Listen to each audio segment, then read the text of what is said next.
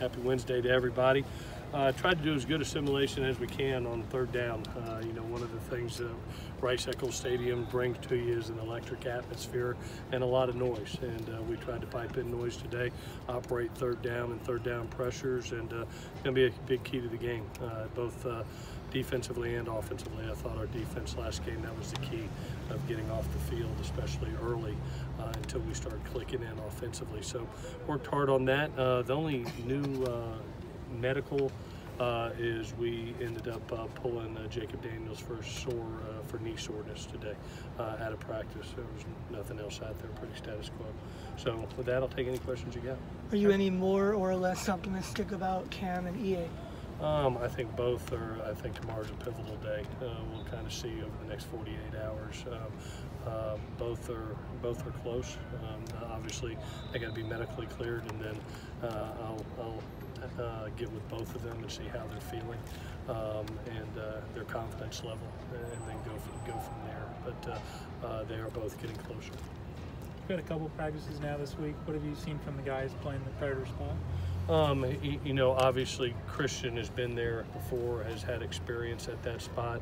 I'm very proud of Hunter Akos. What he's done, he's been right under the tutelage of Porter the whole way, and Porter's really had brought him along. And he's been productive off the edge, especially in pass rush situations. So based on down and distance, based on situation, we can go anywhere, especially versus this team that has a zone read quarterback. We could have different bodies out there on the edge, one to battle zone reads, and then others on passing down and distances to provide rush. So you could see up to 3 to 4 guys out there. Clay, after you guys had 18 penalties, you guys had 13 last week. What do you emphasize, with them now after it's kind of been back-to-back weeks of it?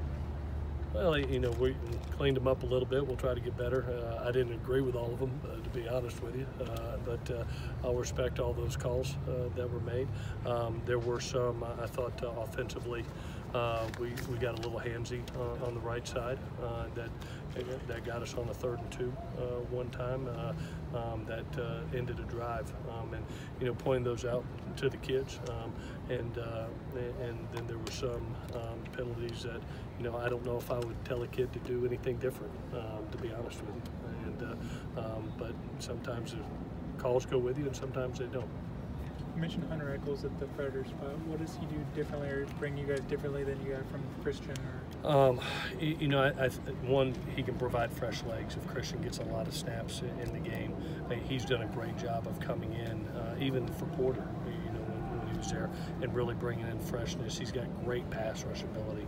He's extremely slippery off the edge, and gives us the opportunity to create pass rush. So, if he can get the normal snaps that he's had and be as productive as he has, we'll take that right now. What's the hardest part about stopping their run game?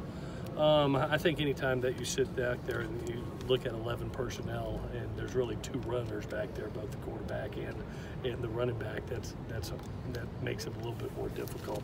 Anytime that you have to defend that quarterback, as well as not only their zone read, but they've had option principles off of it now. That's a little bit different than they've done in years past. So I think they've advanced their run game over the last 2 weeks, especially. I think Moss is running the ball extremely well, and kind of like Colorado, that's their strength, is to be able to establish the run on normal down and distances so they don't get in 3rd and long. And we've talked about how important the first down efficiency will be on defense to try to create some 3rd and long situations where we're a little bit more comfortable at defensively. Clancy mentioned the offensive line. What impact do they have on the game, and how are you guys preparing for them? Well, they're big bodies. They're big bodies, especially in the run game. They lean on that run game, and not getting a ton of passive play action has been really good for them. But we hope to get them in some drop back pass mode. Hopefully, we can do like last game, maybe get up or create 3rd and longs where you're putting them more in passing situations. Because when they can lean on that run game, lean on the play action naked game, they're really good. That's right in their backyard. That fits their offensive line. I know you guys have won the last 3 games, but with the way that your run game has kind of been up and down, has it bothered you at all, just the lack of productivity there? Well, I think last week, you know, we ended up taking what the defense gives us. You look up, and I think there's around 260 yards versus Arizona we're rushing the ball for. And then last week, you know, the game dictated to try to throw the ball deep. And you know, in the first half, and greenlit it, and our kids made plays and trusted them in that. But you know, at the end of the day, it's about winning games. And if you're going to go beat a 25th ranked Washington State team or a 19th ranked Colorado team, sometimes you got to be able to sit there and go, you know what? If they want to load the box with 9-10 guys, we believe in Michael Pittman, Tyler Vaughn, Amon-Ra St. Brown, Velus Jones, Trayvon Sidney, those wideouts, and a really talented armed quarterback to go make plays. And I credit the offensive line. You know, they did a tremendous job of holding up in pass protection last game, and then Arizona gave us some space, and we ran the ball well. Hopefully we can do both this week. That'd be great. Clay, your only Pac-12 South loss was at Utah, I believe, and what is 16 is that seconds. one? Yes. What about that experience sticks with you, and are you kind of excited to get back in there? Yeah, you know, for me, I look at, we've been in the Pac-12 championship 2 out of the last 3 years, and I've always told our team how critical Pac-12 South victories are. When you look at both times we went to Santa Clara, we were undefeated in the Pac-12 South those years. Usually it's taken an 8-1 or 7-2 conference record with a great Pac-12 South record to be able to get it done. And just so happens the last 2 times we've been there, we have had undefeated Pac-12 South record. So those South games are critical because they end up saving you if you end up tied at the year to win the tiebreakers. You know, so it feels like last week to me. I mean, last week I thought was a playoff championship mentality game that whoever won that game was going to take a step ahead of everybody, and it feels that way this week again. It'll be an electric atmosphere, fun game.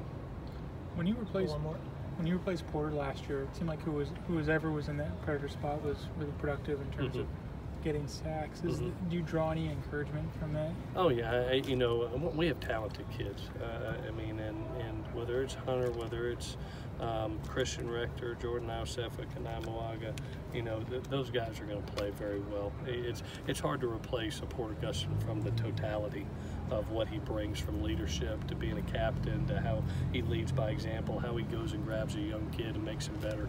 But we have players that are going to make plays. There's no doubt in my mind of that. It's just, it always feels better when Porter's, you know, sitting beside you. But now it's somebody else's turn, and I know they'll do a great job of making that most of their opportunity. All righty, guys, thank you.